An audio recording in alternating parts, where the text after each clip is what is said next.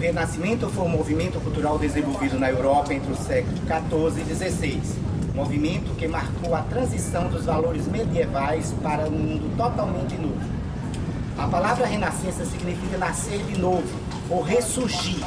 E a ideia do renascimento ganhava terreno na Itália desde a época de Giotto, um artista que liderava o verdadeiro ressurgimento das artes. O seu trabalho era comparado ao dos grandes mestres, cujas obras eram louvadas pelos antigos da Grécia e de Roma.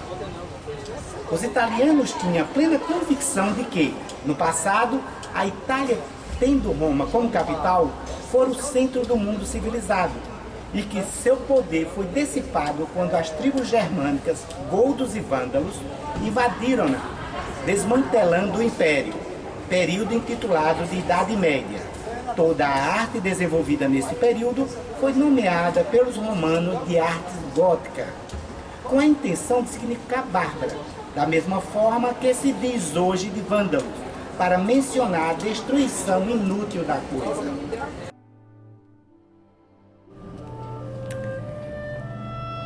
No final da Idade Média e no Renascimento, predomina a tendência a uma interpretação científica do mundo. O resultado disso nas artes plásticas e, sobretudo, na pintura, são os estudos da perspectiva, segundo os princípios da matemática e da geometria. O uso da perspectiva conduziu a outros recursos. O claro e escuro, que consiste em representar na pintura algumas áreas iluminadas e outras na sombra. Esse jogo de contraste reforça a sugestão de volume dos corpos. A combinação da perspectiva e do claro e escuro contribuiu para o maior realismo das pinturas. Assim, a pintura do Renascimento confirma essas três conquistas, que os artistas do último período gótico já haviam alcançado: a perspectiva, o uso do claro e escuro.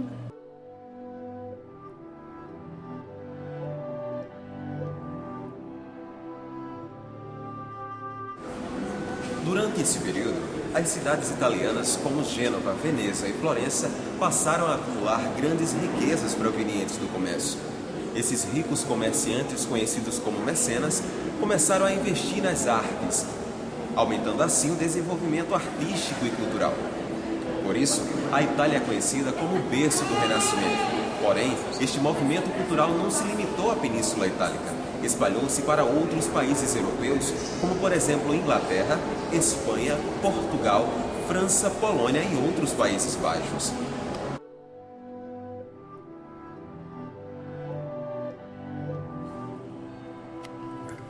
O período de maior produção renascentista na Península Itálica foi de 1450 a 1550. No restante da Europa, ele ocorreu durante todo o século XVI. Na Península Itálica destacaram-se os seguintes nomes: Leonardo da Vinci, pintor, arquiteto, escultor, físico, engenheiro, escritor e músico. Destacou-se em todos esses ramos da arte e da ciência. É autor, entre outros quadros famosos, de Gioconda ou Mona Lisa e da Última Ceia. Michelangelo Buonarroti, arquiteto, escultor e pintor, ajudou a projetar a grandiosa cúpula da Basílica de São Pedro, em Roma.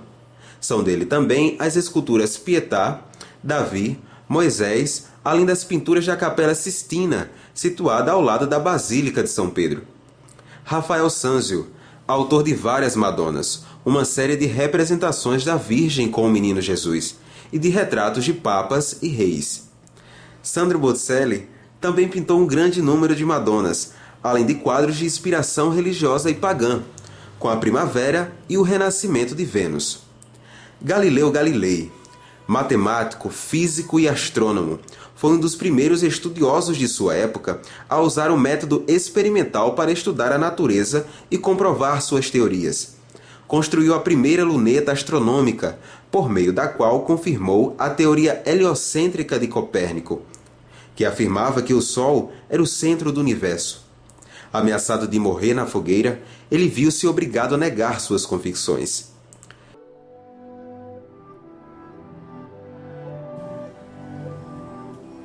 O Renascimento na Península Ibérica assumiu características especiais, sendo às vezes influenciado pelas artes mouras e pelo cristianismo.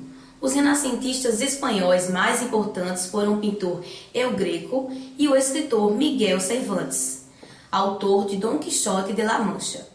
Em Portugal, o destaque foi o poeta Luís de Camões, autor da famosa epopeia sobre a conquista marítima portuguesa, Os Lusíadas. Há também as obras do teatrólogo Gil Vicente, criador do Teatro Nacional Português.